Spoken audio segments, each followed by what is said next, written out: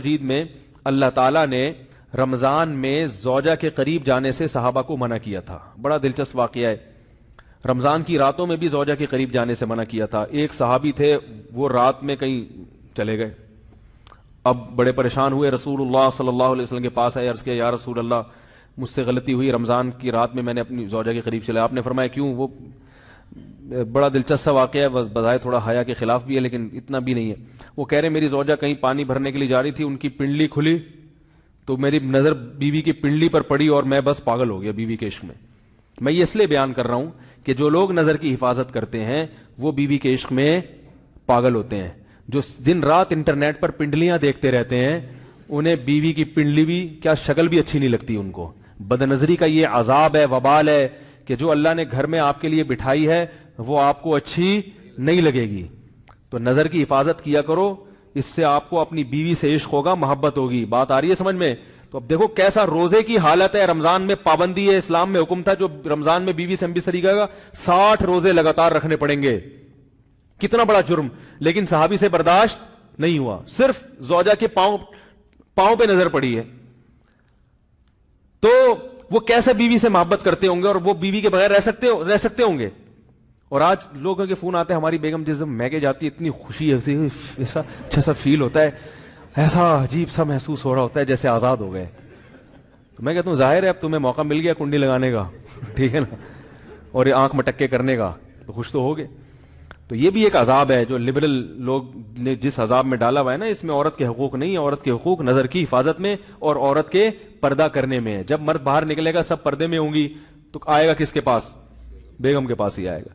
تو اتنے منہ کالا کرنے کے راستے کھول دیے ہیں تو ظاہر ہے پھر کامیاب ازدواجی زندگی نہیں ہوتی. تو نبی کے پاس آئے, عرض کیا یا رسول اللہ میں برداشت نہیں کر پایا. تو آپ مسکرا دیے. تو وہ نبی کے پاس گئے, یا رسول اللہ ایسے ہوا, مجھ سے غلطی ہو گئی. تو آپ نے فرمایا کیوں؟ فرمایا ایسا ہو گیا تھا. تو آپ صلی اللہ علیہ وسلم نے فرمایا 60 روزے رکھو لگاتار. انہوں نے فرمایا ایک کی طاقت نہیں ہے, اس میں یہ ہو گیا 60 بھائی کیسے رکھوں گا, نہیں ہے طاقت 60. آپ نے فرمایا ٹھیک ہے پھر 60 غریبوں کو 2 ٹائم کا کھانا کھلاؤ. فرمایا اس کی بھی طاقت, بولو بھائی, نہیں. اتنے میں ایک صحابی لائے کوئی چیز صدقہ کرنے کے لیے. تو آپ نے فرمایا چلو اصل حکم تو یہی ہے کہ 60 روزے یا پھر 60 غریبوں کو کھانا, وہ نہیں تو چلو فی الحال ان کو تنبیہ کے لیے کچھ ان سے صدقہ کروا لیتا ہوں. فرمایا چلو یہ فلاں خیرات کی ایک چیز لے کر آئے ہیں, تم یہ لے کے غریبوں میں بانٹ دو. انہوں نے فرمایا مجھ سے زیادہ غریب پورے مدینہ میں بھائی کوئی بھی نہیں.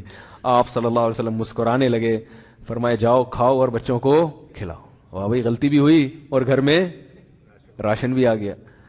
تو اس کے بعد قرآن کی آیت نازل ہوئی کہ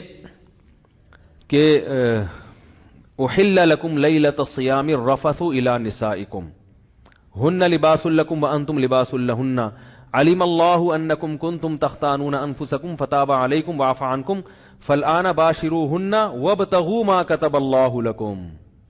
فرمایا اللہ کو پتا ہے کہ تم اس حکم پر عمل نہیں کر سکتے, لہذا رمضان کی راتوں میں تمہیں اپنی بیوی کے پاس جانے کی اجازت ہے, لہذا ان کے پاس جایا کرو اور اس اولاد کو تلاش کرو جو اللہ نے تمہارے مقدر میں لکھ دی ہے.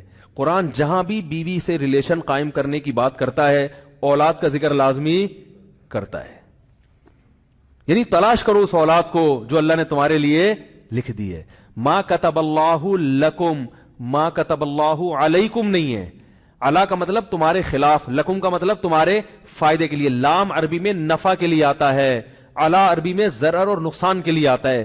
فرمایا یہ نہیں کہ اس اولاد کو تلاش کرو جو بطور پینلٹی کے اللہ نے تمہارے متھے لگا دی ہے, جو اللہ نے تمہارے فائدے کے لیے لکھ دی ہے. اس سے پتہ چلتا ہے اسلام اولاد کی کثرت پہ کس قدر حریص ہے. بات آ رہی ہے اور بھی اس بارے میں آیتیں ہیں قرآن مجید کی, مگر میں اب زیادہ تفصیل میں نہیں جاؤں گا. کچھ آیتیں رہ گئی ہیں, کچھ احادیث رہ گئی ہیں, تو وہ انشاءاللہ پھر اگلے